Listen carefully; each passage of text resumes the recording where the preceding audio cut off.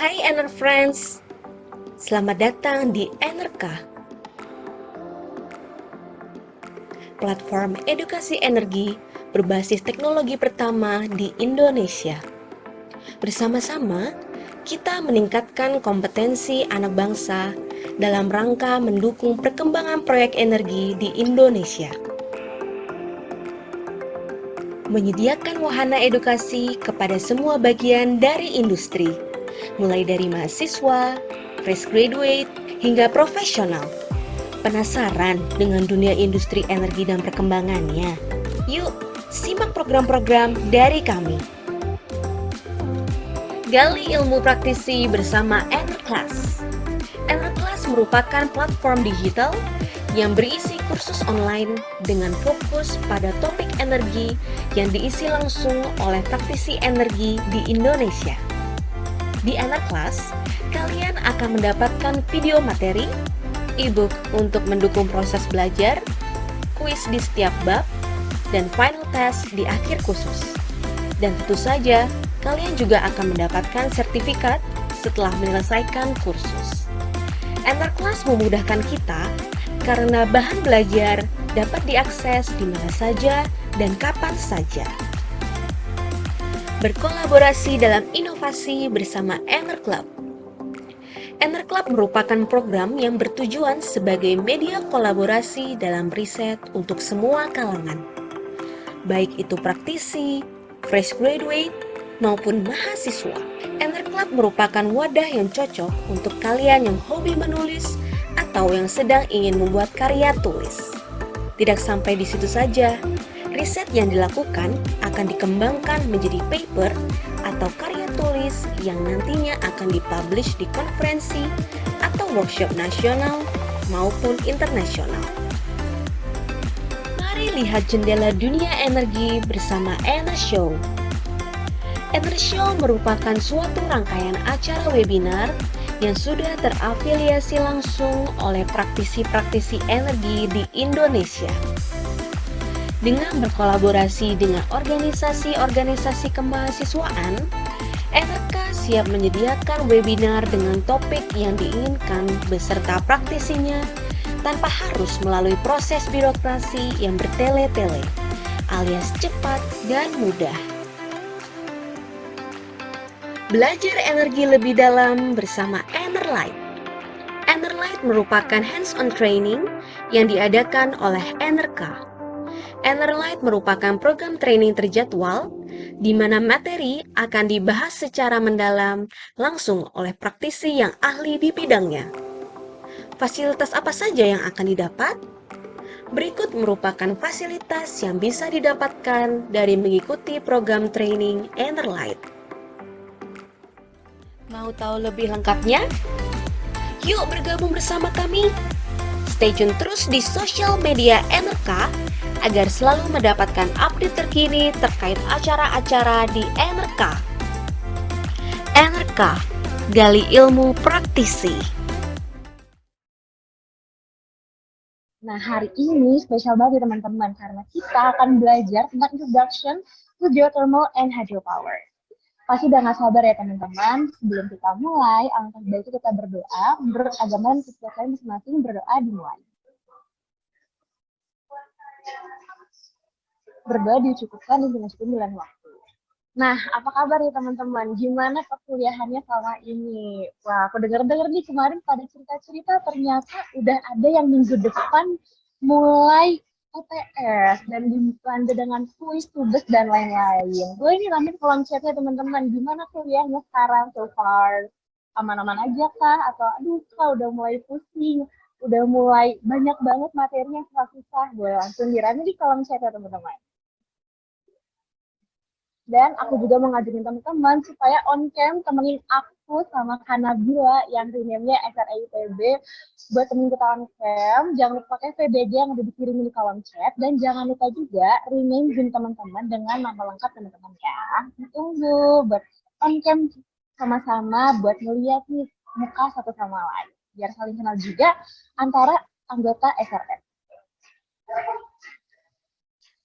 Nah, udah dikirimin nih VBG-nya, boleh langsung di-apply dan on-cam, dan jangan lupa juga di-rename format name Zoom-nya jadi nama lengkap. Nah, karena tadi aku udah mention nih kalau hari ini kita bakal obrolin tentang geothermal dan juga hydropower. Aku mau ajak nih 1 atau 2 orang lah ya, buat tanya ekspektasi apa sih yang kamu harapin di review kali ini. Waduh, ini kayaknya Samuel Harsono udah semangat banget nih. Boleh nih Samuel, apa sih ekspektasi kamu di review pertama kita hari ini?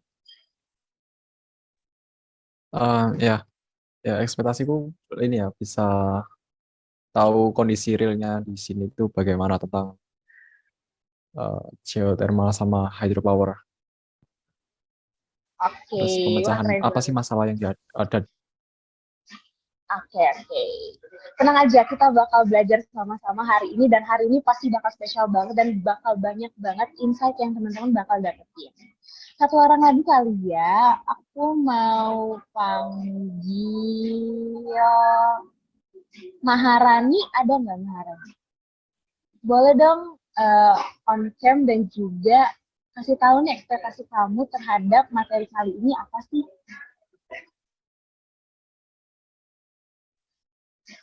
Halo Maharani. Wah, kayaknya Maharani lagi AFK bentar ya teman-teman. Tapi tadi kayaknya ekspektasi dari Samuel tuh udah mewakili semua member SRE terkait materi hari ini. Oke, baik. Langsung aja kita lanjut ke acara selanjutnya, yaitu bakal ada sambutan dari Presiden SRI kita, yaitu Kak Afgan. Buat Kak Afgan, the stage is yours. Tes, masuk nggak ya, Sir? Masuk, aman-aman. Oke, yang pertama, Assalamualaikum warahmatullahi wabarakatuh. Salam sejahtera bagi kita semua. Saya ingin mengucapkan selamat datang kepada tim NRK, Bapak Dorman Purba selaku Technical Director dari NRK, dan Bapak Daniel Aditya Tama selaku Technical Advisor dari NRK. Selanjutnya juga ada Bapak Tara Kaira sebagai co-founder dari Andalas Group. Jadi beliau-beliau ini sudah pakem banget lah di dunia geothermal dan hydropower ya teman-teman. Jadi sudah ada experience langsung sebagai engineer.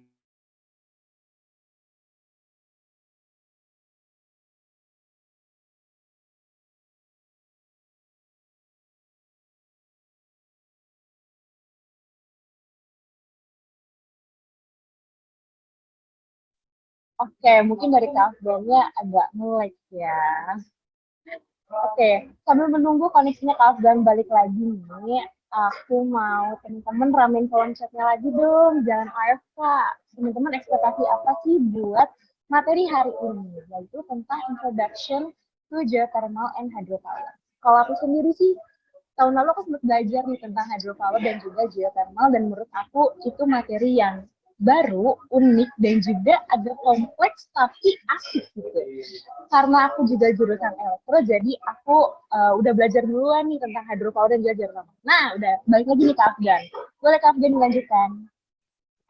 Oke, maaf ada kendala koneksi. Oke, jadi intinya RLU ini sebagai apa ya, sebuah instrumen atau sebuah metode bagi kalian buat cari tahu benar-benar tentang geothermal dan hydropower ini kenyataannya seperti apa gitu. Mungkin kalian ada beberapa pertanyaan yang di internet agak ambigu atau pengen tanya langsung ke orang yang udah pernah nyobain nih di field atau renewable energy bidang tersebut gitu. Jadi semoga harapannya dengan acara ini bisa mengenhance knowledge teman-teman gitu satu sama lain. Oke, kalau itu aja sih dari aku.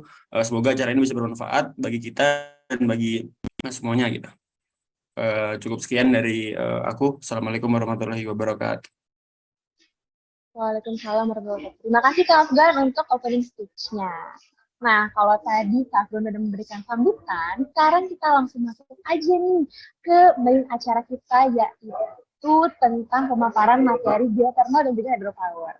Tapi kayaknya kita mulai dari geothermal dulu kalian, dan kita ditemenin sama 2 orang speakers yang luar biasa banget, yaitu ada Pak Dorman Purba, Technical Director at NRK, dan juga ada Pak Daniel Aditya Tama, Technical Advisor at NRK. Kita sapa-sapa dulu kali ya. Halo Pak Dorman dan Pak Daniel, apa kabar? Halo Serena, suara saya kedengeran nggak? Kedengeran, aman Pak. Siap. Halo Pak. Halo. Mbak Danielnya mana nih Pak? Kita menunggu sampai. Halo, tes. Video saya belum muncul ya ini ya, sebentar. Iya. Videonya belum kedengeran Nah, ya, ini gimana? tapi suaranya udah Videonya belum kelihatan. kedengeran ya? Nah, udah ada nih Oke. Pak. Aman, aman, aman. Gimana nih Pak kabarnya? Baik kah? Daripada Nel dan Pak Baik, Dorman, baik. kabarnya gimana Iya, nih Pak? Baik. Lagi di baik, mana Serena. sekarang Pak posisinya? Saya lagi di rumah, Bintaro. Pak Dorman lagi di mana nih Pak? Pas banget nih lagi di Indonesia nih kita. Tadi. Seolah-olah kayak ini ya, sering jalan-jalan gitu. Enggak, saya di Bintaro aja, Serena di Tangsel. Oh, dua-duanya sama-sama di Bintaro ya Pak? Iya. Berarti emang Enerka ini base company di Bintaro kah Pak? Atau di mana? Kantornya sih di TB Simatupang ya, cuman karena kita nggak harus ini kan, apalagi setelah pandemi, jadi ya masing-masing aja terserah mau di mana. Oke. Ya, teman-teman, ini merupakan dua speaker kita yang akan mengenalkan kita dengan yang namanya geothermal. Nah, Pak Dorman dan Pak Daniel ini merupakan dua-duanya dari Enerka yang tadi company profile-nya diputerin di awal-awal banget sebelum kita mulai acaranya. Karena di sini kayaknya udah pada gak sabar juga ya nih Pak, aku langsung serah ini ke bapak-bapak sekalian untuk memaparkan materi tentang geothermal. Buat Pak Daniel dan Pak Dorman, the stage is yours. Terima kasih Serena. Gimana nih kita? Kita nyanyi dulu atau gimana? Nyanyi dulu ya. Indonesia Raya biasanya. Thank you banget nih teman-teman SRE ITB. Bener nih kan SRE ITB atau SRE Indonesia ya? SRE ITB Pak. ITB, iya soalnya SRE udah banyak banget nih. Ya walaupun awalnya SRE Indonesia dari ITB ya. Seingat saya Kak Zagi ITB dulu kan awalnya kan, SRE ITB baru ke SRE yang lain. Jadi teks banget. Kita udah bolak-balik kali SRE ya Nil ya? Iya, udah cukup sering inilah ya. lah dulu pernah diundang. Iya. Cuman mungkin beda-beda ya, udah generasinya beda lagi, ganti angkatan gitu. Kalau boleh tahu Serena pernah ketemu saya dan Bang Daniel nggak sebelumnya? Sebelum acara ini belum? Belum kayaknya nih. Belum ya? Ya itu dia. Padahal kita udah bolak-balik SRE ITB, berarti ya memang benar ganti angkatan. Spanyol yang pernah. Nah, ada yang udah pernah ketemu? Atau ada yang pernah ketemu saya nggak? Boleh ketik nggak di chatbox? Ada yang pernah ketemu saya atau Bang Daniel mungkin di acara atau di ini? Kalau nggak berarti kita kurang terkenal nih. Nggak ada nih, ternyata nggak ada yang kenal sama kita nih. Oke, nggak apa-apa teman-teman. Moga-moga setelah acara ini kita jadi saling kenal. Thank you banget nih kita udah diundang. Dan senang teman-teman masih punya semangat belajar energi terbarukan. Hari Sabtu pula lagi. Tadi pagi saya langsung basketan jam 7 sampai jam 9. Pulangnya deg-degan nggak kekejar, tapi ternyata kekejar juga ya. Walaupun masih agak ini adrenalin belum benar-benar turun sebenarnya. Jadi teman-teman, terima kasih. Saya izin ya Bang Daniel, Kak Ratna, saya duluan ya. Siap, Bang. Silakan. Ya. Sebenarnya nanti materi ini kita akan coba bawa sesantai mungkin. Teman-teman silahkan kalau ada pertanyaan atau ada keraguan. Tidak ada pertanyaan yang basic, semuanya pertanyaan bagus. Dengan asumsi bahwa teman-teman moga-moga karena udah ikut SRE ya, nantinya ketika kerja juga maunya di energi terbarukan. Dimana kalau memang itu yang terjadi, ya bagus sekali. Nah jelas waktunya ini kita cuma berapa Serena? Saya Bang Daniel sama Kak Ratna berapa menit? Bentar Pak, aku lihat dulu ya biar cocok boleh. ini. Ya, boleh. Biar kita nggak ini kan, nggak terjadi kesalahpahaman nanti. 40 menit Pak, sampai 13.51. Oke. Nah itu singkat banget teman-teman. Jelas kita terlalu ambisius kalau kita tiba-tiba mau ngerti geothermal cuma dalam 40 menit. Jadi yang akan kita berikan, yang akan kita janjikan hari ini adalah moga-moga pertama kita saling kenal, itu yang penting. Jadi teman-teman buat yang belum connect dengan kami, silahkan connect di LinkedIn, kita bisa kontakkan, karena nggak akan cukup waktunya jelas. Lalu tanyakan apa yang teman-teman merasa bahwa jadi ganjelan teman-teman mengenai geothermal selama ini. Nggak harus geothermal ya, mau yang tentang peluang kerja atau kerja praktek, silahkan. Nah, saya akan cuma jadi motivator aja di hari ini, karena nanti ada Kak Ratna dan Bang Daniel yang akan cerita lebih banyak. Tapi saya akan nemenin di sini, jadi kalau ada sesi tanya-jawab, nanti kita bisa ngobrol lebih lanjut. Nah, kita coba lihat slide berikutnya nih, Kak Ratna. Nah, ini kurang lebih yang akan kita lihat. Jadi, jelas in a glance, and geothermal energy kita akan coba lihat gimana sih ceritanya geothermal itu datang dari mana sih? Apa bedanya dengan energi terbarukan yang lain kan? Dengan solar, dengan apa? Hydro, air ya, nanti ada yang juga cerita soal hydro, lalu angin, segala macam. Nah, lalu statusnya di Indonesia kayak gimana? Dan kedepannya akan seperti apa kira-kira geothermal di Indonesia? Dan dari sini teman-teman juga bisa mulai mapping apakah teman-teman mau mendalami geothermal atau enggak. Nah, kita lihat slide berikutnya. Ceritanya nih, ini slide andalan nih. Kenapa sih belajar panas bumi saat ini menarik? Menurut kami ya. Jadi teman-teman bisa aja nggak tertarik, nggak ada masalah.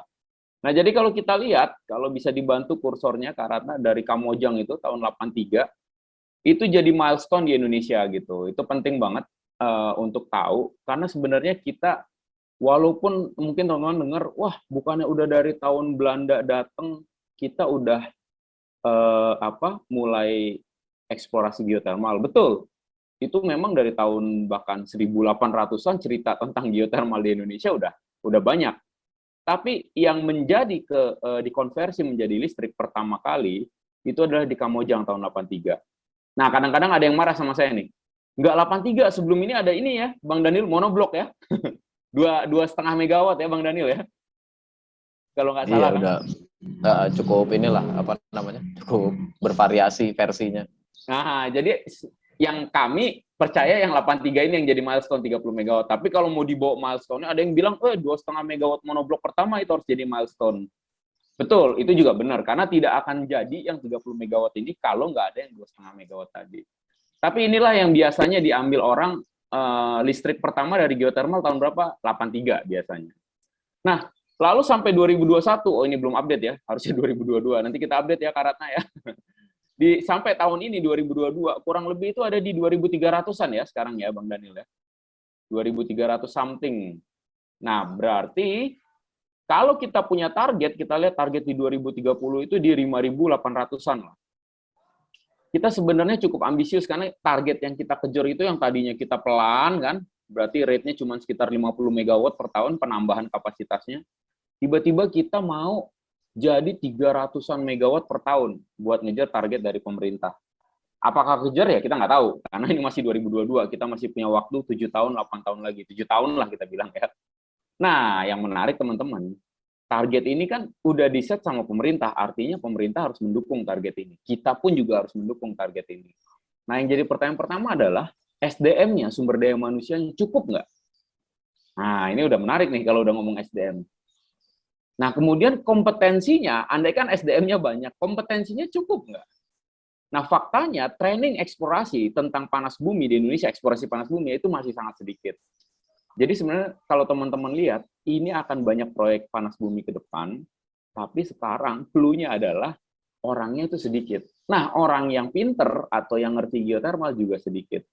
Jadi kalau teman-teman mau coba untuk spend waktu atau alokasi waktu gitu ya, untuk serius belajar panas bumi, ya mungkin akan teman-teman mungkin 5 tahun lagi, 7 tahun lagi akan juga merasakan manfaatnya, karena proyeknya makin banyak, orangnya yang nggak cukup. Nah, tapi sekali lagi itu pilihan. Kenapa? Karena bisa jadi ternyata geothermalnya nggak berkembang ya, Bang Daniel ya. Bisa jadi ya, kita nggak tahu. Karena ini kan target. Artinya ini sesuatu yang kita bayangkan ke masa depan. Apakah ini yang akan terjadi? Nggak tahu, teman-teman. Kita nggak ada yang punya bola kristal yang bisa melihat masa depan.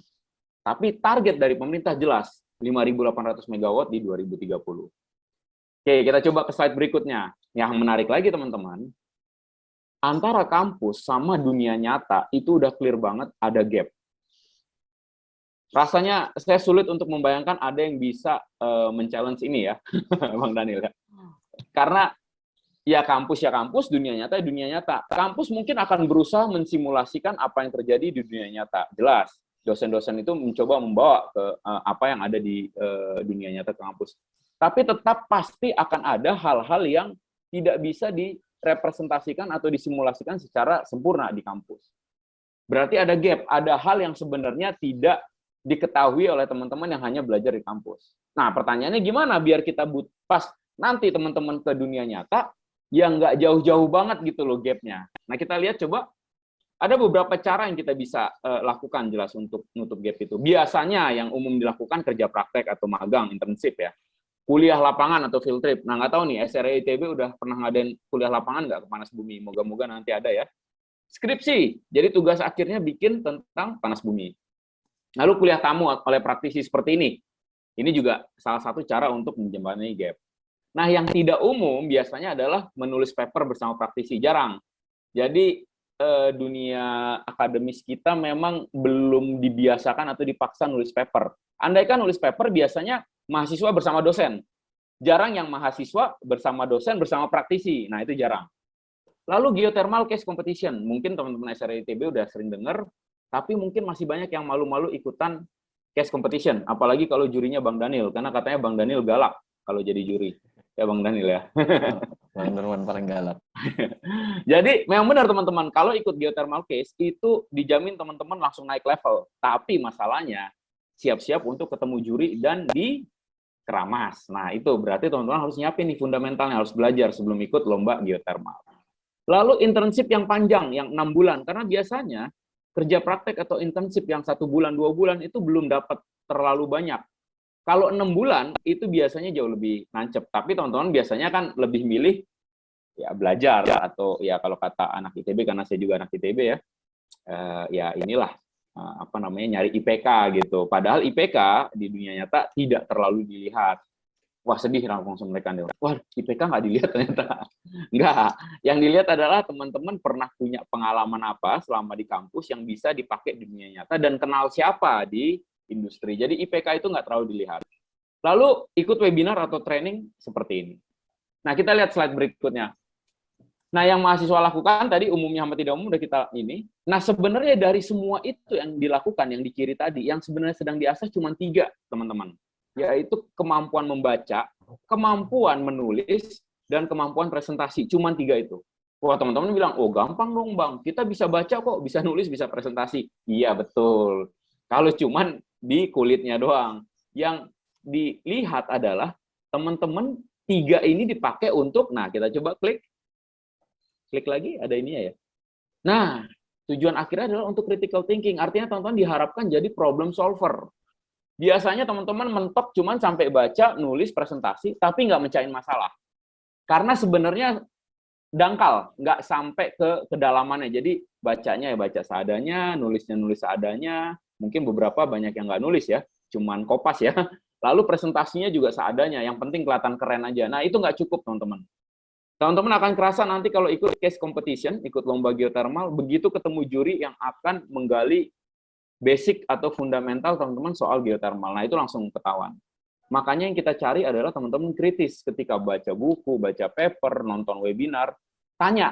Begitu teman-teman nggak nanya, kemungkinan besar teman-teman sebenarnya nggak kritis gitu. Memang kayak zombie aja, cuma depan laptop, ya udah.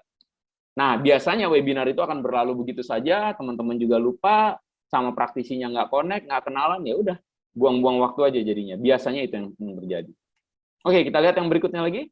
Nah, karena waktunya nggak cukup, ya jelas karena kami dari NRK, coba teman-teman mungkin nanti bisa di chat box juga ya, diketik linknya. Silakan berkunjung ke YouTube-nya NRK, itu gratis, free, video di mana webinar semua tentang geothermal, migas, ya maksud energi terbarukan lain, itu ada semua di situ. Dan itu free.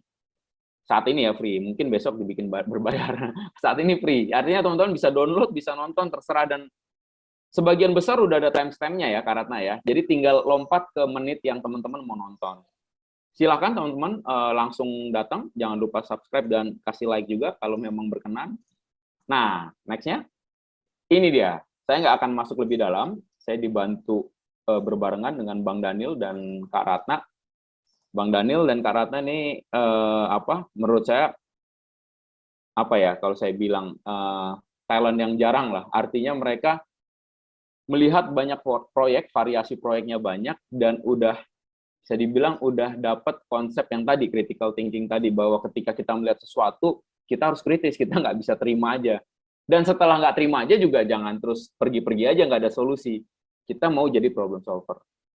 Nah, kami walaupun datang background-nya dari NRK, tapi sebenarnya Bang Daniel kerja sebagai konsultan juga di Geoenergis. Saya pun juga sempat kerja di World Bank, lalu sekarang lagi bantu SMI, itu under Kementerian Keuangan.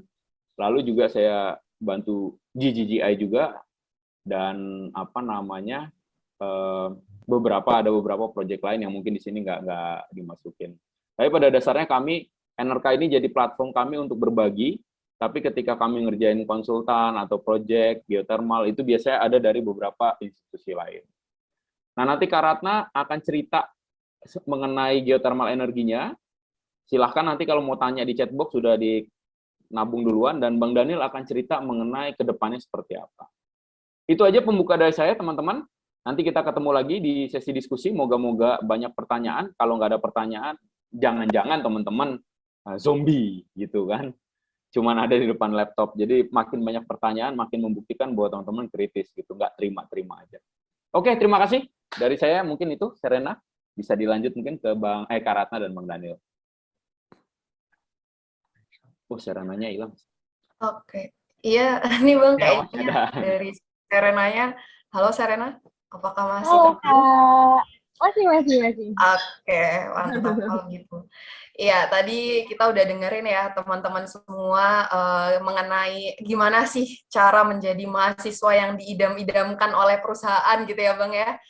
Gimana kita mengasah critical thinking dan sebagainya. Nah, mungkin tadi udah Bang Dorman juga sampaikan nih, nanti untuk yang bagian geothermal energy in a glance akan aku sampaikan nih karena waktunya juga terbatas ya, cuma kurang lebih 15 menit, jadi teman-teman silahkan akses di YouTube NR Plus karena di sana banyak banget webinar yang ngejelasin baik itu dari geothermal secara basic gitu kan, kemudian teknologinya seperti apa, di sana ada semua.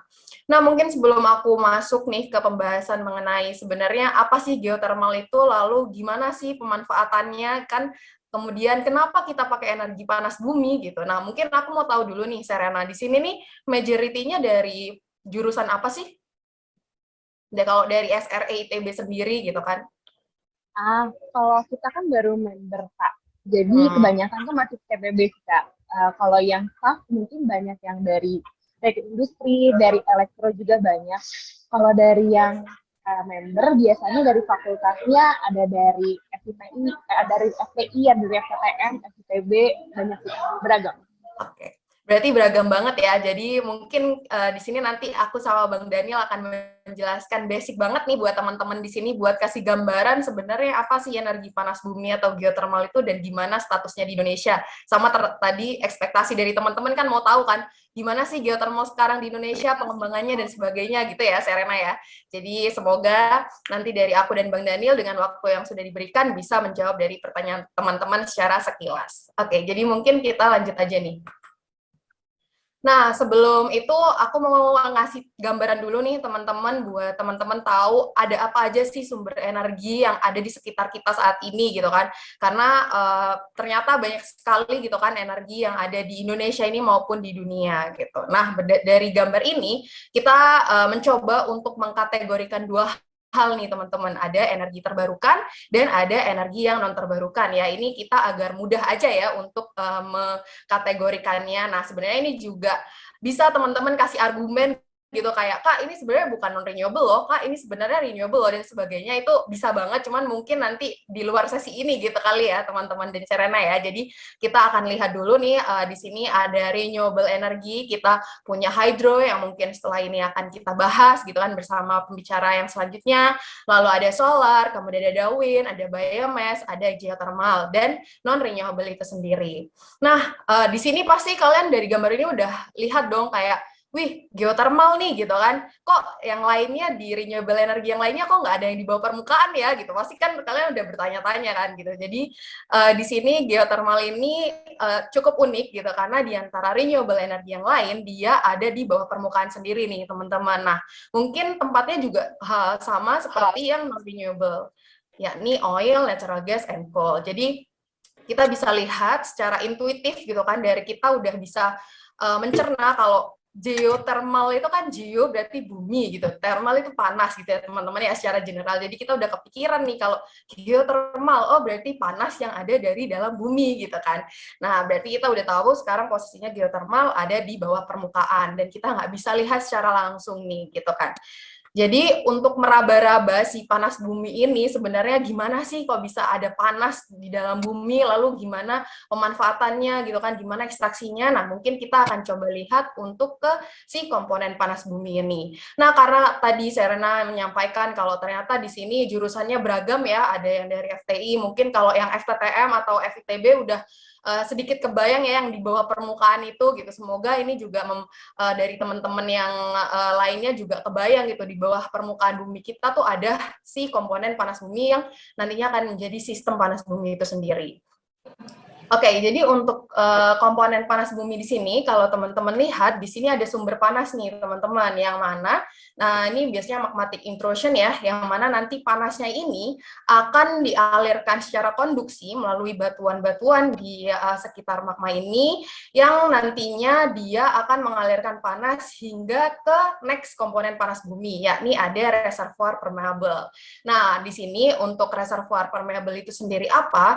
Reservoir permeable itu merupakan batuan yang memiliki karakteristik permeable atau bisa mengalirkan fluida gitu. Jadi si batuannya ini tuh bisa mengalirkan fluida dan bisa menampung fluidanya gitu.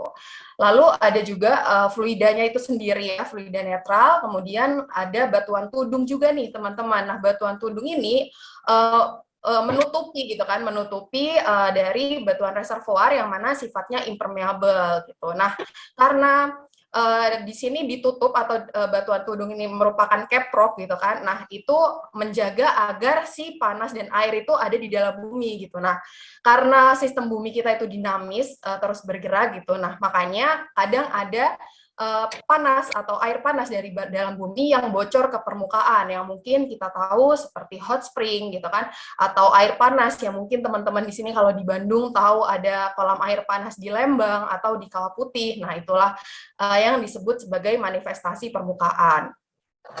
Lalu ada juga komponen panas bumi, yakni mekanisme recharge, di mana ini juga argumen di industri gitu kan, yang mana menginformasikan bahwasanya panas bumi ini merupakan energi terbarukan karena nantinya air yang ada dari permukaan itu atau meteoric water nanti akan mengisi kembali nih ke dalam reservoir, yang mana nanti air akan menjadi media untuk panas ini ditransportasikan ke permukaan.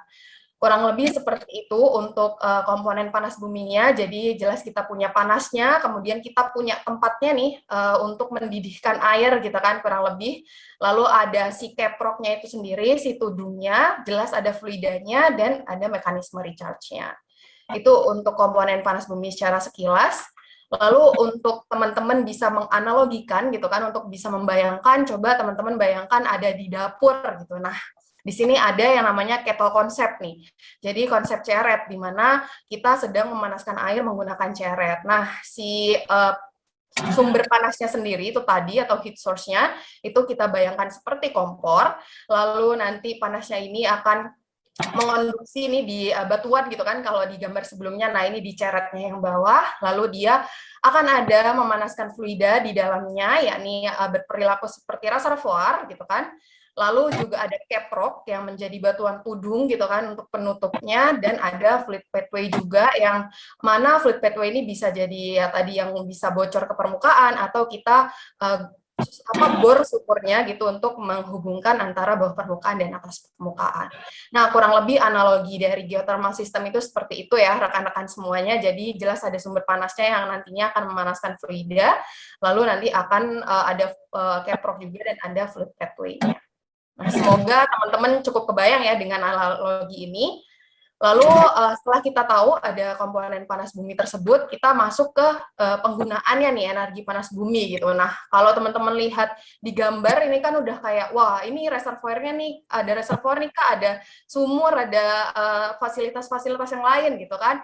Nah, tapi di sini aku mau kasih informasi juga kalau penggunaan energi panas bumi itu ada dua, teman-teman, dikategorikan menjadi direct use dan indirect use, atau digunakan secara langsung dan digunakan secara tidak langsung. Oke.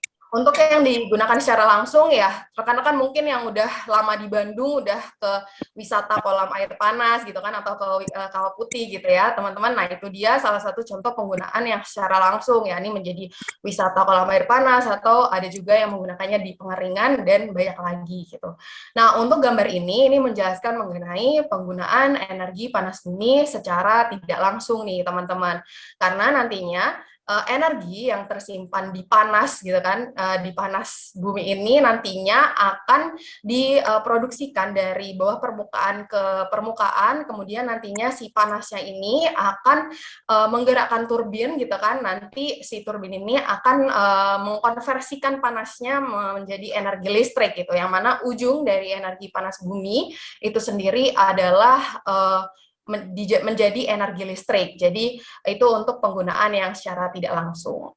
Nah, kalau kita lihat di sini ada beberapa catatan dari energi panas bumi ini sendiri, energinya itu dari panasnya yang ditransportasikan melalui water atau steam dari bawah permukaan ke permukaan nih teman-teman. Jadi kalau dari teman-teman bisa bayangin ya, kalau oil gitu kan, energi minyak gitu. Nah, kita akan memproduksikan minyaknya itu ya teman-teman untuk dijadikan energi gitu. Nah, tapi kalau energi panas bumi ini, energinya tuh ada di panasnya, yang mana water ini cuman sebagai medianya gitu. Jadi kalau si waternya ini udah dingin, ya si waternya juga nggak berharga apa-apa gitu teman-teman. Jadi nggak bisa diproduksi lagi gitu.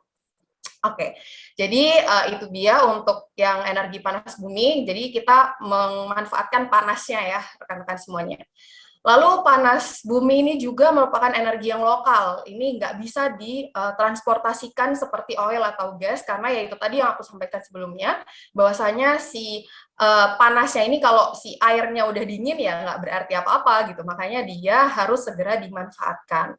Dan seperti oil, gas, dan seperti non-renewable yang tadi di gambar awal kita lihat bahwasanya panas bumi ini ada di bawah permukaan, sehingga kita butuh jembatan ya untuk menjembatani antara bawah permukaan dan atas permukaan, sehingga kita membutuhkan sumur untuk bisa mengekstraksi energi panas bumi ini. Nah, itu untuk penggunaan energi panas bumi yang secara tidak langsung.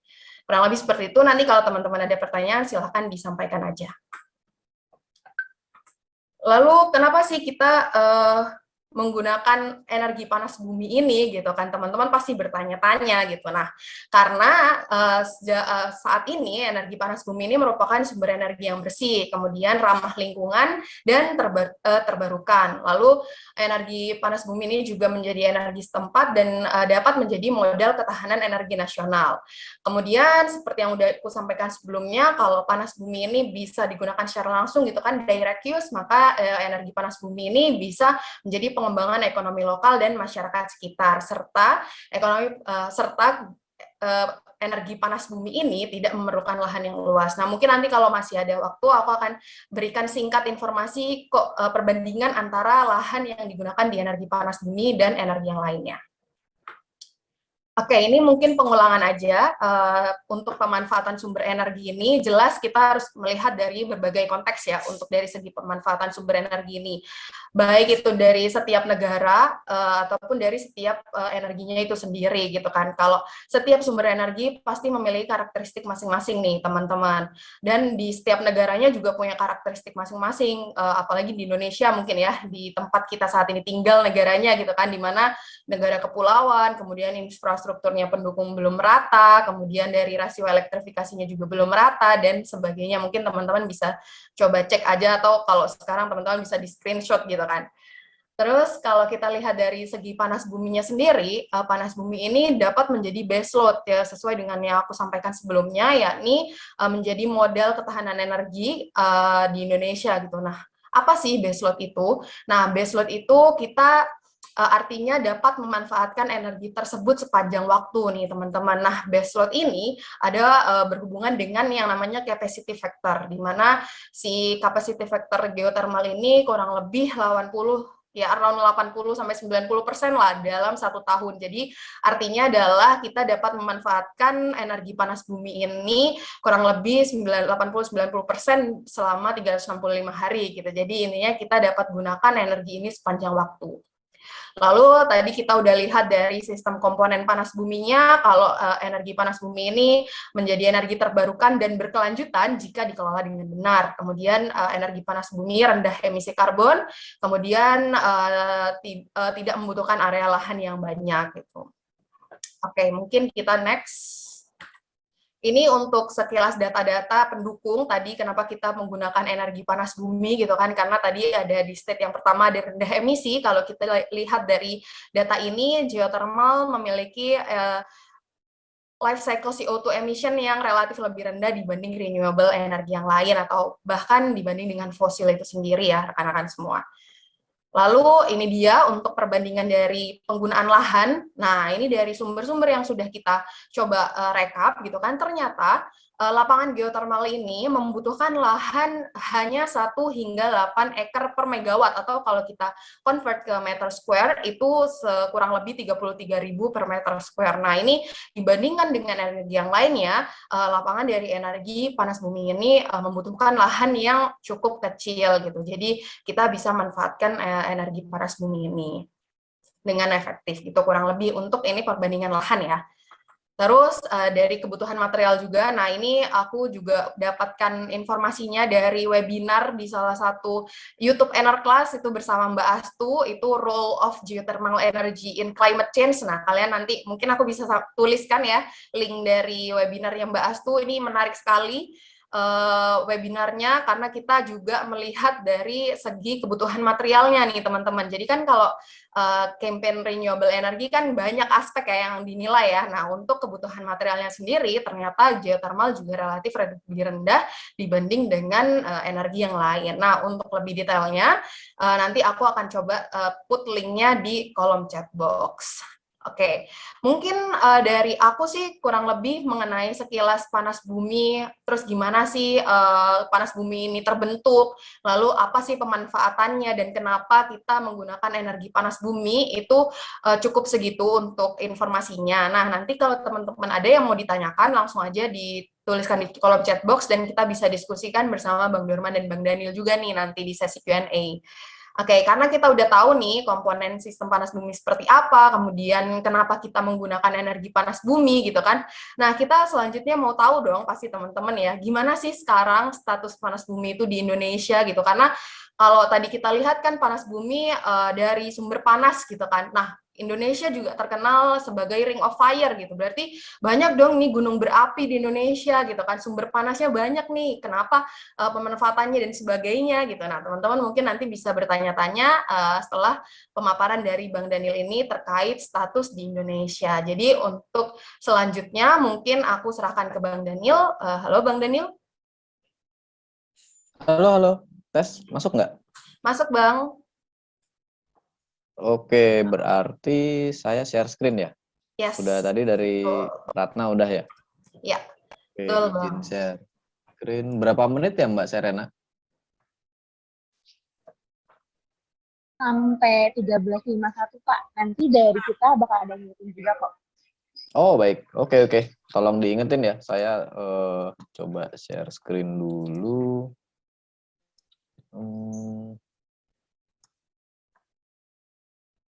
Oke, semoga udah muncul ya. Muncul Bang. Belum slideshow ya? Bentar, Belum. agak lag. Masih muter-muter nih. Iya, BTW kalau dari teman-teman ada yang mau ditanyain, langsung ditulis di chat box aja ya, Serena ya. Nanti ada ini juga Pak, sesi Q&A-nya. Oke, sesi Q&A-nya, sip kalau gitu. Berarti bisa langsung raise hand gitu ya? Atau bisa langsung komunikasi ya? Sip. Bisa. Oke, silakan Bang Daniel. Ini menarik nih Iya. teman-teman materinya. Oke, makasih tadi Mbak Serena, teman-teman SRE, terus Bang Dorman sama Ratna juga tadi udah ngasih intro. Harapannya bisa ngasih gambaran, tadi udah disampaikan juga ya. Pesertanya kebanyakan masih yang tingkat 1 ya, berarti belum masuk jurusan ya kalau di ITB ya. Kebetulan saya kayak satu-satunya nih bukan dari ITB, jadi mungkin nggak terlalu familiar, cuma mohon dikoreksi kayaknya berarti kalau tahap 1 tahun pertama belum masuk jurusan ya, masih fakultas ya. Ya benar ya Ratna ya? Iya. Kayak gitu ya? Iya benar. Betul Bang. Oke, siap. Ya. Nah, Oke, berarti mungkin harapannya nih teman-teman bisa ngasih overview singkat aja mengenai pembangkitan energi panas bumi seperti apa, kemudian statusnya di Indonesia gimana, ke depannya seperti apa, dan tentu dengan waktu yang terbatas pasti akan banyak apa ya yang tidak tercover. Jadi feel free aja nanti untuk diskusi setelah ini. Jadi saya coba kasih, kalau nggak salah dikasih panitia itu mengenai status di Indonesia, kemudian proyek-proyek dari pemerintah katanya, kemudian inovasi-inovasi di sektor panas bumi ya. Jadi saya coba singkat aja nanti. Pertama mungkin soal status geothermal di Indonesia, teman-teman. Jadi sekarang ini, saya tadi mau coba bikinin slide keseluruhan bauran energi di Indonesia, cuma belum sempat. Maaf banget. Jadi saya bikin yang sederhana aja dulu, yang geothermal dulu, belum keseluruhan. Tapi overall sebenarnya kapasitas terpasang saat ini itu untuk geothermal power plant di Indonesia sekitar 2.200-an sekian megawatt. Atau mungkin account for berapa? 3%, 4% ya dari keseluruhan pembangkitan di Indonesia. Nah, walaupun ini kapasitas terpasangnya ya, kalau mau fair, saya pernah ngobrol waktu itu sama teman-teman dari EBTKE. Mungkin di sini teman-teman dari SRI juga bisa kalau penasaran, coba cek nih, compare pembangkit listrik di Indonesia antara kapasitas terpasangnya, berapa megawattnya dengan produksi aktualnya. Produksi aktual maksudnya berapa megawatt hour-nya atau gigawatt hour-nya ya. Coba lihat aja, coba di-compare, proporsional nggak jumlah kapasitas terpasang jenis pembangkit dengan produksinya. Kenapa saya bilang ini? Karena ini nanti jadi salah satu poin keunggulan ya, advantage ya, atau pros-nya dari pembangkit listrik panas bumi yang mungkin bisa jadi kita pertimbangkan untuk ke depannya di Indonesia. Walaupun saya nggak bilang nanti ini ya future ininya seperti apa ya, apa namanya, roadmap-nya Indonesia itu udah ranahnya teman-teman kita dari pemerintahan. Saya mungkin bahas sedikit mengenai kondisi aktualnya. Sekarang di Indonesia sendiri terpasang 2.200 megawatt. Ini PLTP-nya bisa dilihat di layar. Dan ini saya kutip dari slide-nya.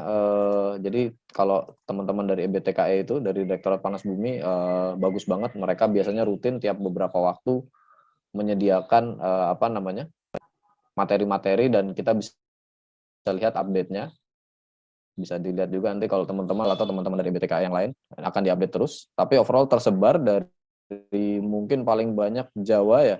Jawa di sini, sorry, Jawa, Sumatera, baru sebagian kecil di Sulawesi, dan sekarang mungkin di wilayah Indonesia Timur, terutama NTT, Flores, yang dicanangkan sebagai geothermal island juga mulai mau dikembangkan, dan akan ada beberapa eksplorasi di Indonesia Timur, di NTT terutama. Harapannya adalah bisa merata dan meningkatkan tingkat elektrifikasi rasio, terutama di Indonesia Timur. Karena kalau kita ngomongin, ini agak melenceng sedikit, kita sering dengar, oh Indonesia ini kok oversupply.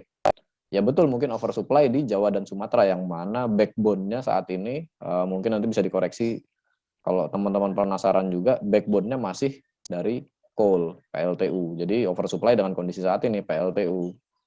Nah, tapi kalau kita lihat, mungkin baru banget ya beritanya kemarin malam kali, masih 7 Oktober nih, kita sekarang tanggal 8, berarti hari ini tanggal 7, masih naik turun ya, katanya mau di phase out dan lain-lain, tapi beritanya muncul lagi nih, walaupun nih CNBC sama CNN ya, kalau kita mau agak-agak teori konspirasi ini, kita bilang, wah ini media-media barat nih, media-media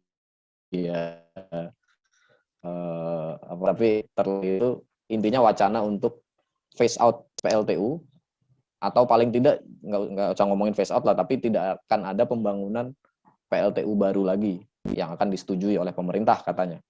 Nah, artinya apa? Artinya backbone pembangkitan di Indonesia, Jawa, Bali tadi, kalau misalnya tidak ada PLTU baru yang benar akan dibangun, sementara demand kan, kalau ekonomi tumbuh, manusia juga tetap beranak pinak gitu kan, tambah banyak, demand energi tambah banyak, artinya demand listrik, demand energi juga tambah tinggi. Nah, pertanyaannya adalah, oke, kalau batu bara nggak ada, yang gantiin siapa nanti sebenarnya. Nah, ini yang mau kita coba diskusi, dan teman-teman dari SRI, Society of Renewable Energy, bisa harusnya sesuai dengan ininya ya, sesuai dengan konteksnya teman-teman di asosiasi SRI ini. Siapa sih yang akan menggantikan? Apakah Indonesia nanti akan bernasib sama seperti katakanlah kayak Eropa sekarang nih? Kebetulan beberapa waktu yang lalu saya ngobrol sama direkturnya IGA, International Geothermal Association, Bu Marit Bromer.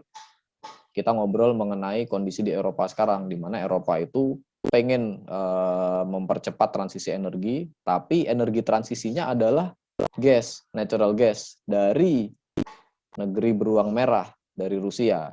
Nah, yang terjadi adalah once terdisrupt supply dari Rusia itu, ya ini masalah geopolitik dan lain-lain, mereka kelabakan, apalagi mau winter sekarang. Karena ya PLTU-nya banyak yang udah decommissioning dan lain-lain. Jadi harapan mereka cuma ya semoga winternya nggak dingin banget lah katanya. Nah, ini yang satu pertanyaan yang harus kita coba assess juga. Siapa sih yang akan menggantikan PLTU ini? Kenapa ini menjadi penting? Karena mungkin at least sampai sekarang ya, sampai kita ngomong sampai sekarang lah, mungkin teman-teman kalau ada yang dari elektro, ada yang dari mechanical engineering, dari materials engineering juga untuk teknologi energy storage juga bisa nanti menambahkan untuk diskusi. Tapi so far profil pembangkitannya mungkin kita bisa bilang yang bisa untuk base load itu nggak banyak mungkin sebenarnya untuk renewable energy. Geothermal salah satunya selain batu bara. Nah, hydro sendiri kalau di luar negeri, ini saya kutip dari bukunya ESMAP World Bank untuk Geothermal Handbook. Hydro sendiri mungkin nanti setelah ini pembicara bisnis dari hydro ya bisa memberikan ini juga insight-insight juga di Indonesia seperti apa. Tapi kalau di luar negeri, di negara subtropis atau negara 4 musim, biasanya produksi dari yang hydro ini akan berkurang waktu winter. Dulu saya waktu di New Zealand juga waktu winter harga listrik naik karena pembangkit hidronya produksinya turun karena glasiernya ya, debitnya turun, reservoir damnya berkurang sehingga produksinya berkurang, harga listrik naik. Nah, di Indonesia apakah terpengaruh, seasonality-nya terpengaruh banget juga dengan musim kemarau misalnya, atau kalau musim hujan kayak gini nggak ada masalah misalnya sampai banjir turah-turah kan air di Indonesia. Nah, tapi intinya di geothermal saat ini salah satu opsi renewable energy kalau kita mau consider geothermal sebagai renewable ya, yang bisa around the clock generation 24/7 dengan capacity factor mungkin di Indonesia katakanlah di 80-95%. Saya datanya masih mengolah ya, jadi saya nggak bisa bawa dulu, cuma at least sampai saat ini geothermal adalah salah satu opsi yang cukup menarik kalau misalnya mau nanti coal benar-benar di phase out, dan kita harus mikirin gantinya. Selain yang intermittent, yang variable renewable energy seperti solar dan wind, kita bisa solve untuk energy storage yang bisa utility scale, large scale, dan bisa bisa mengcover itu, bisa menggantikan. So far kira-kira itu untuk sesuatu untuk di consider. Kenapa kok kita bahas geothermal, dan konteksnya tadi status sama rencana pemerintah untuk mau tidak menyetujui pembangunan PLTU yang baru, sementara manusia tetap terus beranak pinak gitu, apalagi di Indonesia kan anaknya banyak. Nah, itu untuk gambaran sedikit porsinya why geothermalnya tadi mungkin Mbak Ratna udah sampaikan ya, saya bahas sedikit. Kemudian, nah pertanyaannya adalah, katanya kalau teman-teman sering terupdate dengan geothermal pasti dibilang, ya Indonesia kan di ring of fire, terus banyak gunung berapi dan lain-lain. Kok kita tidak seperti mungkin poster child-nya buat geothermal itu katakanlah Iceland sama New Zealand gitu, yang account for sampai 30% atau bahkan sebagian besar bisa sampai 60 atau 70% gitu, bisa saya dikoreksi, di Iceland itu pembangkitan listriknya dari geothermal misalnya. Nah, yang pertama adalah mungkin kita bisa bilang ya Indonesia jauh lebih gede dari New Zealand dan Iceland ya, pertama. Yang kedua, kita bisa lihat bahwa walaupun lapangannya banyak sebenarnya, ada beberapa tantangan-tantangan yang spesifik, unik ke karakteristik proyek geothermal, terutama di Indonesia, yang mungkin tidak bisa dibilang tidak ditemukan pada renewable energy yang lain, terutama solar dan wind. Mungkin hydro juga memiliki permasalahan yang serupa, mungkin nanti bisa kita dari narasumber berikutnya bisa kita gali juga apakah geografi spesifik ke geografi tertentu gitu, nggak di semua tempat bisa dibangun gitu kan. Nah, tapi dari sebanyak ini lapangan kalau kita lihat bedanya dengan yang mungkin sudah dijelaskan oleh Mbak Ratna tadi, bedanya adalah walaupun judulnya renewable energy, ini agak mirip dengan energi fosil. Letaknya ada di bawah permukaan tanah, sehingga butuh dilakukan eksplorasi.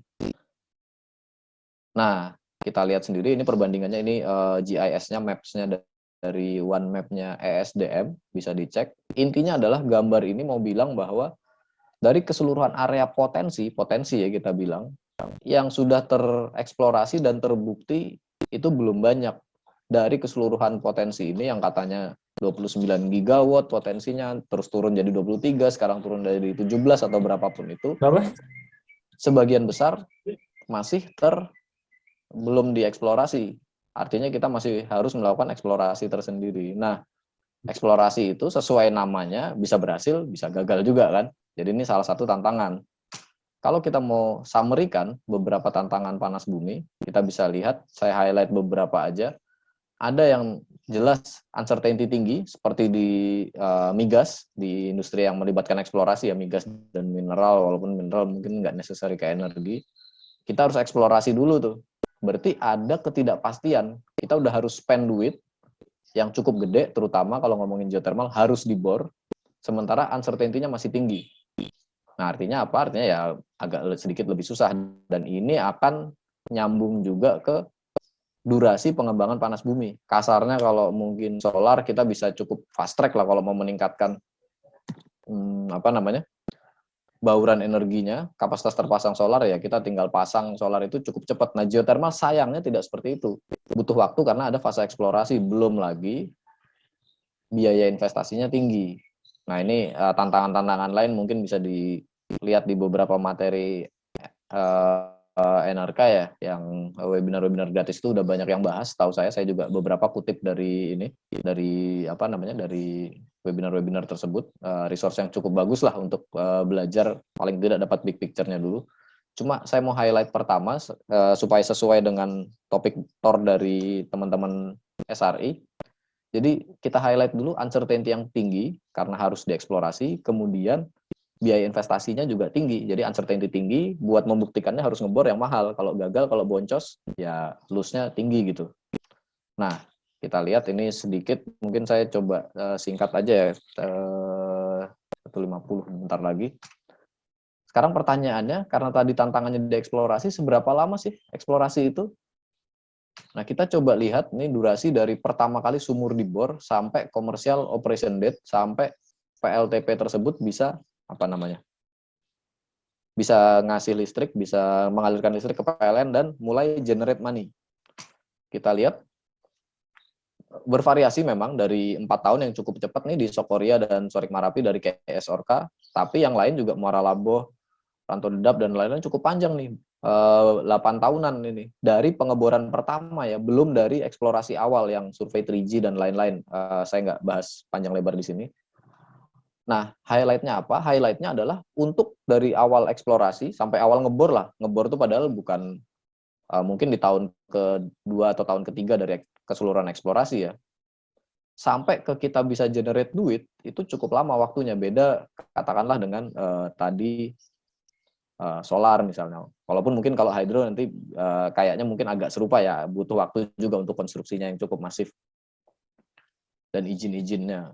Nah, ini cukup lama. Yang kedua adalah kalau kita lihat dari berbagai lapangan yang tadi kita udah bahas nih, dari 2010 sampai 2021, itu lapangan-lapangan yang beroperasi, ada yang dieksplorasi itu ada 13.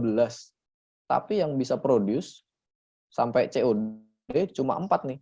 Saya nggak tahu, belum yang paling dekat apa ya. Ijen mungkin belum juga. Tapi intinya adalah berarti bisa dibayangkan kan tantangannya udahlah lama, kita ngomongin tadi eksplorasi juga kan, eksplorasi ada kemungkinan gagalnya. Ini kita bisa lihat nih dari 13 yang dibor, yang udah COD sampai sekarang, dari span waktu 2010 sampai 2021, cuma 4. Mungkin udah ketambahan, saya emang ada kelewatan, tapi ya nggak banyak lah harusnya. Nah ini memberikan gambaran sedikit ya mengenai tantangan-tantangan di eksplorasi kok kayak nggak take off nih, nggak gain traction nih geothermal di Indonesia, karena ya ada beberapa tantangan-tantangan tersebut. Terutama mostly, kalau kita kembalikan tadi ke persebaran potensinya, kebanyakan masih eksplorasi. Nah, berapa menit lagi Mbak Serena? Saya kayaknya dikit lagi deh ininya, slide-nya. Sebenarnya udah busy, Pak. Oke, saya minta. Terakhir 13.51. Oh baik, 2 menit lagi ya? 2 menit. Baik, 2 menit lagi. Siap. Nah, tadi kita udah ngomongin tantangan-tantangannya, sekarang kita coba lihat. Tadi kita udah bahas risikonya tinggi, tapi duit yang harus di-spend cukup banyak kan? Nah, kayak gimana sekarang mitigasi risikonya sesuai dengan yang disampaikan oleh teman-teman dari SRI di TOR-nya, ngomongnya government project, cuma saya nggak ngomongin government project lah, tapi salah satu upaya dari pemerintah yang dilakukan untuk memitigasi risiko eksplorasi tersebut. Salah satunya adalah dengan melakukan pengeboran eksplorasi oleh pemerintah. Ini di Cisolok fotonya. Sebenarnya ada satu lagi di Nage, saya nggak sempat ambil. Ini dari Badan Geologi. Jadi ceritanya, karena tadi kita udah bahas, di eksplorasi itu risikonya tinggi dan biayanya tinggi. Jadi kalau dibebankan ke developer, artinya mereka sulit kan ya, gimana? Kita harus spend duit banyak, tapi masih belum tahu. Kayak beli kucing dalam karung gitu, investmentnya agak sulit. Nah, idenya adalah oleh pemerintah, ya udah kalau kayak gitu, risiko kita deh yang ngeborin eksplorasinya. Nanti kalau ketemu silahkan di develop, nanti dengan segala mekanismenya lah, apakah developer akan ganti biaya pengeboran yang sukses dan lain-lain. Saya nggak bahas detail di sini. Tapi intinya ceritanya, pemerintah mencoba untuk mengambil risiko tersebut dan melakukan pengeboran eksplorasi. Harapannya adalah developer masuk developer masuk ke lapangan yang sudah paling tidak tingkat confidence-nya meningkat. Nah, ini salah satu upaya pemerintah disambungkan tadi ke tantangan pengembangan panas bumi. Ini salah satunya aja, ada banyak beberapa, dan kemudian sesuai TOR juga nih diminta bahas mengenai inovasi-inovasi apa sih yang ada di panas bumi. Nah, saya coba bahas sedikit yang agak mengawang-awang kali ya, karena kalau ngomongin inovasi, kalau cuma improvement sedikit kayak nggak inovasi. Jadi yang isu-isu yang cukup hangat sekarang. Jadi kalau yang tadi dijelaskan Mbak Ratna, sekarang ini yang komersial itu kebanyakan masih yang mungkin sebagian besar, kalau nggak semua, itu yang hidrotermal seperti yang disampaikan Mbak Ratna. Nah, tapi sebenarnya ada beberapa nih teman-teman yang konsep-konsep yang lain, misalnya kayak sedimentary EGS. EGS ini engineered atau enhanced geothermal system, di mana nggak melibatkan panas dari vulkanik yang kayak dijelaskan Mbak Ratna tadi, tapi batuan sedimen cukup panas dan nanti dimanfaatkan. Kemudian ada juga yang hot dry rock, jadi kering sebenarnya nggak ada airnya, tapi kita justru pompakan air ke dalam, nanti ngambil panasnya lalu ngalir untuk membangkitkan listrik, atau super hot dry rock ya, intinya cuma sama lah. Sebenarnya di bawah ini tidak ada reservoir, tidak ada airnya sebenarnya, kita yang membuat reservoir tersebut. Nah, ini adalah contoh inovasi-inovasi atau wacana-wacana sistem panas bumi yang mencoba untuk dikembangkan. Beberapa udah ada pilot plan-nya, tapi setahu saya belum ada yang skala komersil, jadi masih pilot plan. Nah, kenapa ini dibilang inovasi? Karena kalau kita balik lagi ke, saya lupa, harusnya saya taruh aja peta tadi ya. Nah, peta ini, ini aja deh, peta Indonesia ini.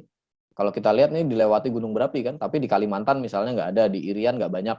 Jadi terbatas secara geografi lah, secara nggak semua tempat ada potensinya. Nah, kalau misalnya tadi segala inovasi-inovasi ini bisa terbukti visible secara teknikal dan komersial, artinya jangan-jangan dimanapun kita bisa bikin. Ya nggak seterbatas sekarang lah, yang benar-benar harus di konvensional hydrothermal system yang biasanya di Indonesia terasosiasi dengan sistem vulkanik. Nah, itu sedikit, dan summary-nya adalah yang pertama, kondisi geothermal sekarang menjadi salah satu alternatif yang cukup menarik untuk kalau misalnya benar mau di phase out coal, karena dengan karakter yang ini tadi bisa around the clock generation, bisa base load lah istilahnya mungkin. dibandingkan dengan renewable energy yang lain yang mungkin masih membutuhkan inovasi-inovasi di energy storage untuk skala utilities ya, skala besar. Kemudian tantangannya tapi terutama adalah butuh eksplorasi. Sebagian besar katanya potensinya gede tapi masih butuh eksplorasi. Nah, tantangan-tantangan eksplorasi terutama adalah uncertainty-nya masih tinggi, butuh investment yang besar.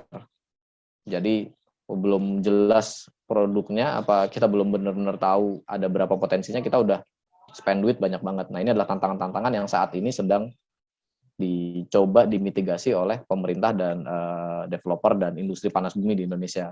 Kira-kira itu mungkin yang bisa saya sampaikan, teman-teman.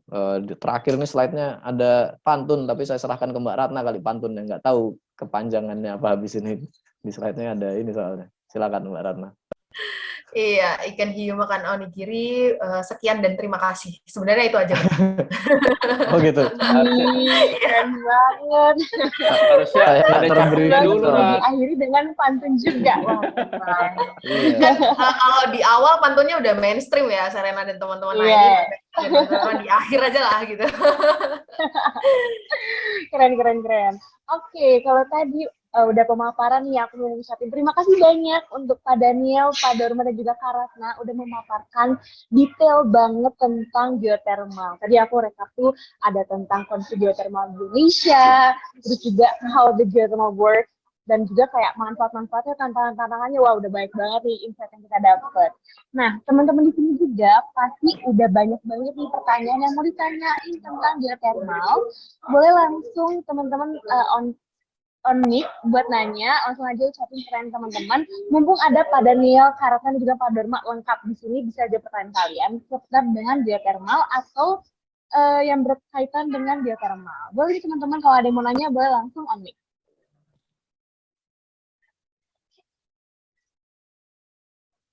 Oke, ini ada yang mau nanya nih dari Nurul Ayu. Nurul Ayu boleh langsung on mic, on cam, boleh. Oke, terima kasih Kak Serena kesempatannya. Sebelumnya suara saya masuk ya dan lancar ya? Aman, masuk Pak. Oke, makasih kakak-kakak dan juga atas pemaparan materinya. Perkenalkan, saya Nurul Ayu dari jurusan Teknik Material Angkatan 2021 ITB. Mau bertanya Kak, kan tadi tuh Kak Ratna sebenarnya ada nge-spill tentang kebutuhan material di geothermal itu kan cenderung lebih sedikit daripada renewable lainnya gitu kan. Nah, tapi kan kalau saya lihat-lihat kilas balik gitu, walaupun saya juga masih angkatan pertama banget nih di teknik material, bukan angkatan pertama, tahun pertama banget, biasanya itu kan kalau energi panas terus mengalir lewat sebuah pipa logam, pasti kan ada rentang umurnya gitu. Dan kita di sini kan ngomonginnya panas bumi yang panas sekali gitu kan. Dan kalau saya juga, setahu saya akan ada umur tertentu untuk ganti logam tersebut, mungkin berapa tahun sekali gitu kan. Nah, apakah kalau saya mikir lagi, logika apa sih yang bikin kenapa geothermal itu kebutuhan materialnya tuh jadi lebih sedikit daripada renewable lain gitu. Padahal kalau mungkin kalau misalnya di PV gitu atau solar panel gitu kan, cukup mungkin untuk inspection-nya itu mungkin nggak sebanyak dengan geothermal gitu. Nah, apakah hal-hal tersebut tuh saya masih bingung Kak. Gitu. Terima kasih Kak. Oke, boleh buat Kak Ratna langsung jawab aja. Iya, paling nanti saya butuh call friend Bang Daniel juga nih, yang mungkin dari material metalurgi UI ya Bang Daniel ya. Kita langsung ke yang spesialis di ininya. Oke, jadi makasih banyak Nurul buat pertanyaannya. Iya, tadi untuk pertanyaannya kenapa sih geothermal ini dari segi materialnya relatif lebih rendah, padahal kan kita terpapar suhu yang tinggi gitu ya Nurul ya. Panas dari bumi kan panas sekali. Nah, itu jelas kalau kita lihat kan di dalam sumur kita membutuhkan steel atau pipa-pipa gitu ya, atau kita biasanya bilangnya casing gitu kan, yang nantinya akan terpapar oleh panas bumi sendiri gitu, atau panas atau temperaturnya. Nah, kalau opini dari saya itu nanti tergantung dari si bahan dari materialnya itu sendiri. Tadi Nurul udah benar sih kalau nantinya akan ada life cycle dari si casingnya itu sendiri. Nah, setahu saya juga, karena saya juga baru berkecimpung di dunia geothermal kurang lebih 1-2 tahun gitu kan. Nah, itu ada spesifikasi tertentu yang memang si materialnya ini bisa bisa untuk menahan panas tersebut. Nah, paling untuk detailnya kita bisa tanyakan Bang Daniel nih, sebenarnya materialnya itu seperti apa sih Bang gitu kan, atau Bang Dorman yang mau untuk menjawab gitu. Silakan Bang Daniel dan Bang Dorman, yang kebetulan Bang Daniel sendiri dari metalurgi ya Bang ya? Nah, itu udah cocok. Anak metal yang Cocok. cocok menjawab ini nih. Kalau Betul, itu Bang. anak minyak taunya cuma jualan minyak aja. Nah, betul. Anak Setuju metal banget. yang tadi. Silakan, Anak Nil. metal. Baik. Ya, makasih Mbak Nurul ya. Pertanyaan yang menarik dan bagus banget. Saya coba share screen tadi yang slide-nya Mbak Ratna kali ya, lebih mudah mungkin untuk di. Ini udah muncul ya? Muncul Bang. Nah, betul. Kalau kita lihat sebenarnya nggak dikit-dikit banget juga sih geothermal. Memang seperti lebih rendah karena footprint-nya nggak sebanyak. Jadi walaupun WKP panas bumi itu luas ya di pegunungan, tapi sebenarnya nggak banyak sebenarnya kita ngambil tanahnya yang beneran kita occupy gitu. Dan kalau kita lihat steel-nya juga cukup gede, lebih gede daripada nih angin ya sebenarnya, wind ya, dari data inilah sebenarnya. Jadi memang kalau solar ya memang kita tahu kalau ini masif kan, butuh solar farm gitu, bikin kalau bukan skala utilities, bukan skala utilities. Kalau yang rooftop mungkin kayak gampang lah taruh di atap, tapi kalau kita ngomongin yang solar farm itu kan luas banget tuh, sampai mungkin kalau di beberapa tempat tertentu di padang gurun yang nggak ada yang tinggal gitu. Jadi ada solar farm juga nggak mengganggu siapapun. Nah cuma memang salah satu bukan tantangan ya, karakteristiknya solar PV itu butuh footprint tanah yang luas, dan memang berarti masing-masing itu kan akan ada panel-panel supportnya yang dari baja misalnya. Nah ini berkaitan dengan kalau secara jumlah ya, berkait di sini. Ini masih kedengaran ya? Ada warning unstable. Oke, masih kedengaran kayaknya. Siap. Kalau wind memang steel-nya lebih rendah, tapi konkretnya kan, semennya lebih banyak nih sebenarnya. Jadi ini berkaitan dengan footprint juga sebenarnya kalau secara jumlah. Nah, secara ini Mbak Nurul, nih saya agak deg-degan juga, saya udah lama meninggalkan dunia metalurgi sebenarnya. Semenjak kuliah di Auckland dulu, ketemu Bang Dorman, nggak dibolehin lihat-lihat lagi soal ini metalurgi. Nggak, canda. Cuma overall, kalau kita ngomongin memang kayaknya panas ya, Mbak Nurul, geothermal ini. Tapi kalau kita lihat sebenarnya panasnya itu di 200 aja, mungkin reservoir temperaturnya kita ngomongin di berapa? Reservoir temperatur taruhlah paling panas 320, 330 gitu. Tapi begitu udah ngalir ke pipanya, mungkin di 200-an something. Saya nggak ingat Mbak Nurul, itu udah temperatur ini nggak? Udah perubahan fasa nggak bajanya? Harusnya sih belum. Dan ya saya udah lupa soalnya diagram fasa baja nih. Dulu apal tiap hari belajar kan, cuma sekarang udah lupa. Tapi kayaknya sih belum ya. Belum ada perubahan fasa, dan justru kondisi yang pipa-pipanya tadi yang bermasalah, relatif lebih bermasalah adalah karena kita mengalirkan fluida dari bawah tanah, dan ini melarutkan banyak melarutkan fluida. Ini kan bukan air murni, kita nggak ngomongin kayak PLTU yang pakai boiler yang airnya super kritikal 600, 700, 800 degree Celcius gitu. Ini subkritikal airnya. Nanti teman-teman dari mechanical engineering lebih familiar lah dengan siklus Rankine yang kritikal gitu-gitu, steam turbine yang kritikal, super kritikal. Tapi kalau di geothermal ini enggak. Artinya ya harusnya belum perubahan. Bang Daniel agak putus-putus. Fase, saya ingat saya. Agak putus-putus. Tes, halo? Iya. Sampai mana tadi? Sampai fluidanya subkritikal sih kalau dari saya. Kalau dari Nurul gimana, Nurul? Iya, nah. Sama. Sama ya. Jadi nggak super kritikal. Tapi justru dia membawa fluida dari bawah permukaan ini yang melarutkan banyak mineral. Jadi sering tersumbat sebenarnya. Jadi kendala utamanya mungkin bukan karena rusak karena panas. Kalau kita ngomongin pipa ya, kalau casing drilling nanti Bang Dorman ahlinya sebagai ahli pengeboran itu ya ada agak sedikit bermasalah lah kalau di casing yang di sininya. Cuma kalau di pipa kendala utamanya sebenarnya mungkin bukan temperatur tapi scalingnya. Jadi terdeposisi mineral gitu loh. Jadi suka tersumbat. Kendalanya di situ sebenarnya. Alih-alih karena temperatur, karena temperaturnya nggak panas-panas banget sebenarnya. Kalau kita ngomongin baja ya, yang berapa sih temperatur Mbak Nurul, austenisasinya ya? Saya udah lupa itu. Di berapa? 600, 700 kan? Kalau sampai perubahan fasa, kalau ini belum sampai segitu. Jadi secara maintenance sebenarnya gimana caranya kita mitigasi tersumbat karena ngeplaknya itu. Kalau secara temperatur nggak sepanas itu kok. Kita nggak ngomongin kayak PLTU, kayak nuclear power plant yang temperaturnya sampai 600-700 yang super kritikal. Semoga menjawab Mbak Nurul dan semoga suaranya masuk ya. Terjawab Pak, terjawab. Terima kasih Pak. Oke, Terima kasih. karena dari sama-sama.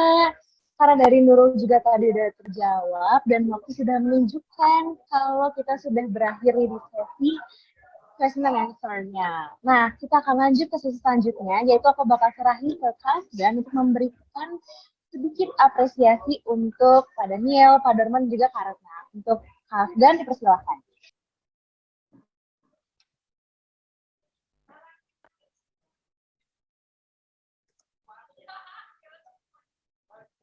Terus mungkin oke, jadi siang Bang, gimana kabarnya? Halo, selamat siang. Afgan, sehat? Oke. Jadi ini Bang mau ngewakilin SRA, mau ngasih kenang-kenangan berupa sertif online nanti buat biar kita, karena SRA nanti bakalan dikasih carbon ethics gitu. Jadi kita beliin koral buat ditanam atas nama Bang Dorman gitu lah, buat Waduh, melestarikan siap. lingkungan juga. Nanti Waduh, bakalan semangat. dikasih soon nanti buat yang sekarang ada kenang-kenangan dari kita gitu lah. Siap. Terima kasih ya Bang atas bagi-bagi ilmunya. Saya yang terima kasih diundang. Moga-moga kalau ada pertanyaan lanjutan, monggo di connect LinkedIn boleh, kalau mau di WA juga boleh, kalau mau ngobrol langsung. Benar banget, teman-teman yang masih pengen kepo-kepo bisa nih Bang Dorman, welcome banget ya buat tanya-tanya ke LinkedIn-nya Bang Dorman. Yes, silakan banget.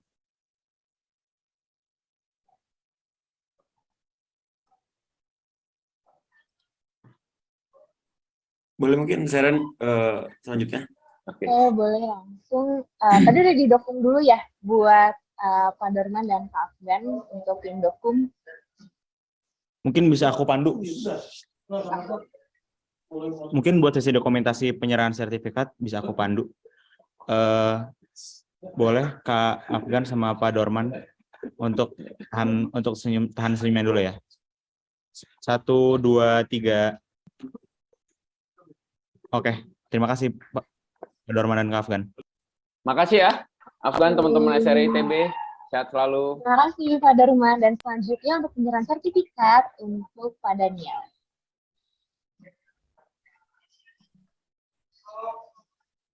Boleh dari tim operator ditampilin sertifikatnya dan dipin juga dibuat Pak Danielnya. Oke, udah muncul. Boleh Kak Afgan dipersilakan.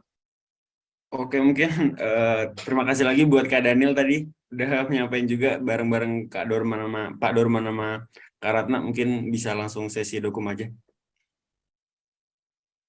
Yep, thank you Afgan dan teman-teman SRI. Boleh buat tim dokum. Aku bantu lagi ya buat dokum. 1, 2, 3. Ya. Udah. Begitu. Baik, terima kasih banyak sekali lagi untuk Pak Daniel, dan terakhir untuk Kak Ratna. Boleh untuk operator, sertifikat dan juga Kak Ratnanya boleh dikirim. Dan sekali lagi aku serahin ke Kak Afgan dan juga tim dokumentasi.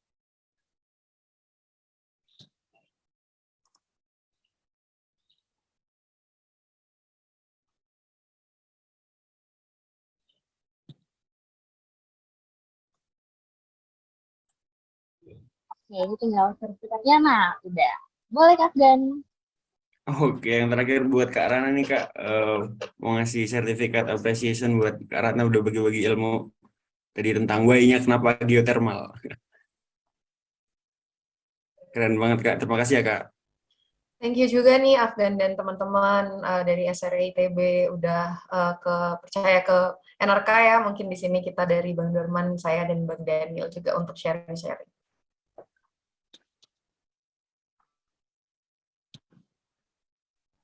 Oke, buat tim dokum dipersilakan dokumentasi dulu. Aku pandu lagi. 1, 2, 3.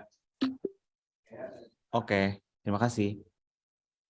Thank Oke, you. terakhir nih buat teman-teman, boleh on cam semuanya, kita dukung dulu yuk bersama ketiga speaker kita yang keren banget untuk sesi ini. Boleh teman-teman langsung on cam, aku tunggu sampai 14.15 ya.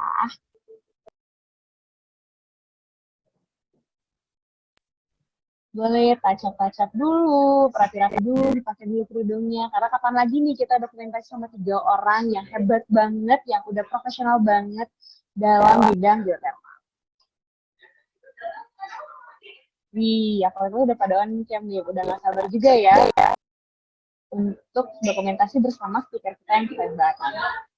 Oke, karena waktu udah menunjukkan pukul 14.15, aku serahin ke dokumentasi, boleh dipimpin. Baik, untuk dokumentasi foto bersama sesi 1, ada 2 slide, mungkin bisa ditahan dulu posisinya ya. Aku foto dari slide pertama. 1, 2, 3. Lanjut ke slide 2. 1, 2, 3. Oke, cukup segitu dulu. Terima kasih semuanya. Terima kasih semuanya, dan aku mengucapkan sekali lagi terima kasih untuk Pak Daniel, Pak Dorman, dan juga Kak Ratna udah mau mengisi di acara kita kali ini. Dan jika Bapak-Bapak dan Kakak punya acara kegiatan lain selain ini, dipersilakan untuk leave Zoom meeting. Terima kasih Kak dan Bapak sekalian.